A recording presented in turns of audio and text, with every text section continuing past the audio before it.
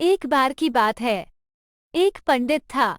उसकी पत्नी बहुत झगड़ालू थी। वो हर समय पंडित से लड़ती झगड़ती रहती थी। पंडित बहुत दुखी हो गया। उसको ऐसा लगता जैसे उसे सूली पर चढ़ा दिया हो। वो सहमा सहमा और डरा डरा सा रहता था। पंडित की पत्नी से सारा गांव थर थर कांपता था। लोग कहते थे कि उसका नाम सुनते ही देवता तक कांपने लगते हैं। हम क्या चीज हैं। पंडिताइन रोजाना पंडित जी को गाली गलौज से अच्छी खासी पूजा करती थी। पंडित जी थे कि उसके आगे बोलते तक नहीं थे। आखिर में पंडित जी ने थक हारकर अपना घर और गांव छोड़ने का निर्णय लिया। वो घर से निकलकर एक सुनसान भयानक जंगल में आ गया। एक वटवृक्ष के नीचे बैठकर आराम करने लगा। इतने में उसे गहरी नींद आ गई। उस वटवृक्ष पर एक भूत रहता था। आने जाने वालों को डराता था और कभी कभी आने जाने वालों के साथ मस्खरी करके उनका मजाक भी उड़ाता था। पंडित को वहां सोए हुए देखकर उसके मन में एक शरारत आई। वो धीरे से वटवृक्ष से नीचे उतरा और पंडित के सिर पर हल्की सी चोट मारी। पंडित घबराकर उठ खड़ा हुआ।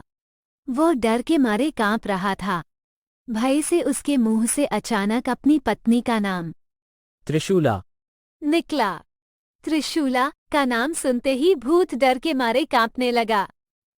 वो सामने आकर पंडित के चरणों में गिर पड़ा और कहने लगा, पंडित जी, मुझे त्रिशूला से बचाओ। मैं आपका गुलाम बनकर रहूंगा। जो भी कहोगे वही करूंगा। अरे भाई, तुम त्रिशूला से इतना क्यों डरते हो? पंडित जी, पूछो मत। इससे पहले मैं एक पंडितों की बस्ती में रहता था। उसी गांव में पंडितों की एक लड़की, जिसका नाम त्रिशूला था, वो भी रहती थी। उससे सारा गांव थर थर कांपता था। वो बहुत ही झगड़ालू स्वभाव की थी। एक बार की बात है कि तालाब के किनारे एक बार मेरी उससे मुलाकात हो गई। मैंने उसका हाथ पकड़ने का प्रयास किया। वो तालाब के किनारे कपड़े धो रही थी। वो कपड़े धोने वाले डंडे से मुझे पीटने लगी। उसने पीट पीट कर मुझे अधमरा कर दिया। मैं वहां से भागकर दूसरे गांव में आ गया। उसकी भी शादी हो गई। परंतु ये क्या, वो भी शादी करके उसी गांव में आ गई। एक बार फिर मैं गलती से उसके घर चला गया। उसने मुझे पहचान लिया। भीतर से मूसल लेकर आ गई और मुझे मूसल से पीटने लगी। मैं बड़ी मुश्किल से वहां से बचकर भागा। अब मैं इस सुनसान जंगल में रहता हूं। कहीं वो यहां भी ना आ जाए। कृपा करके आप मुझे उससे बचाओ।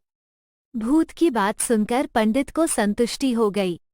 पंडित ने सोचा, लोग भूत से डरते हैं, परंतु यहाँ पर तो भूत भी मेरी पत्नी से डरते हैं। कितनी बहादुर है मेरी पत्नी। पंडित ने मन ही मन विचार किया। इस पेड़ के नीचे खजाना है। आप ये खजाना ले जाओ, परंतु त्रिशूला को मेरा पता मत बताना।